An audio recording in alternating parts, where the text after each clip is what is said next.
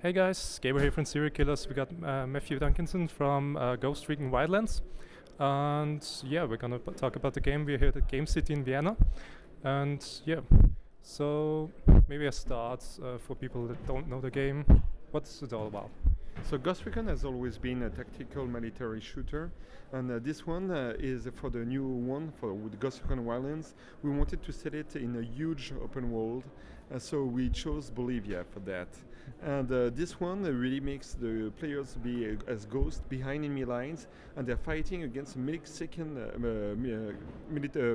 not military, but cartel, drug cartel, that really took advantage of the country where they produce lots of coca to create a narco state, basically. And yourself, you have to fight against all those bosses of this drug cartel, and you can use all means you want.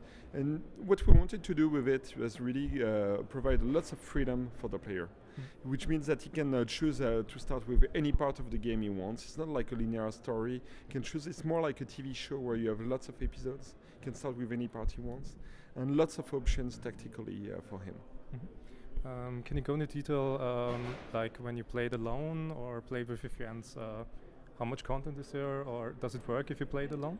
So you can really play the game entirely on your own if you want. It can be like a classical open world game, but what is really specific about this game is that it can be played in co-op from the start to the end. And you can join in as you want with a progression. There is no problem with that.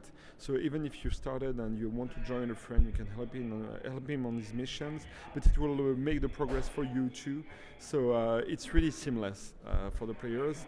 And I think that players will love the possibility to have the different aspects of the game that they can play in co-op.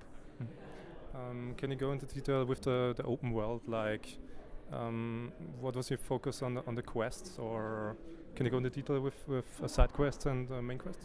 So in Wildlands, you have lots of opportunities for different missions.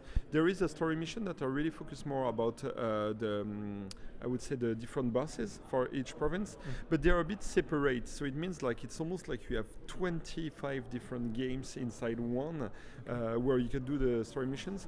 But there is also this rebellion that is present in the world that you can help with different side missions, and you can provide them with supplies that will help you progress through your ranks, and you can level up thanks to it and buy new skills. And you can also help the rebellion with specific ops, and there's quite a lot of variety of side missions that you can choose to do. And also we wanted to provide lots of exploration, so there will be lots of surprise. Every province is super different, and Bolivia is indeed very different.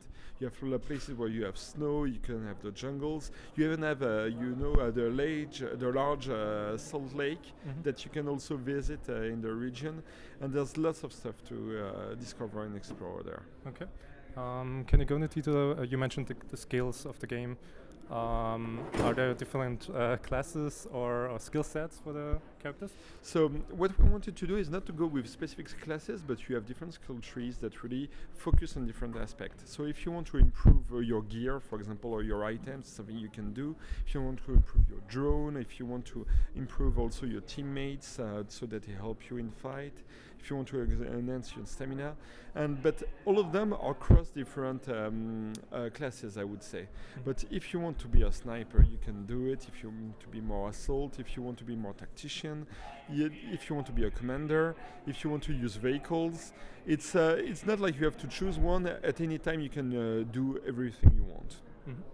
So maybe in comparison to the Division, some people are afraid of maybe the same mistakes made in Wildlands. What's about the level cap, or what are your plans maybe for the end game? So the game is very different actually from the Division, because the Division is more really focused on the grinding. Here it's more similar to an Assassin's Creed game, I would say, or a Far Cry game in the end, which means that it's not focused on getting the best equipment or focusing on getting to the last level. It's there is of course a progression with different skills, but here it's more about your skills as a player and your creativity. So you can the content of the game is quite large already, but after that you can play in co-op and create different situations, and there are surprises at the end of the game. But it's different from a game where you grind and you progress and you have enemies that get better and better. Okay. So maybe as last question, what was your favorite part in the development process? Like, what do you think should players most look for in Wildlands? Wow.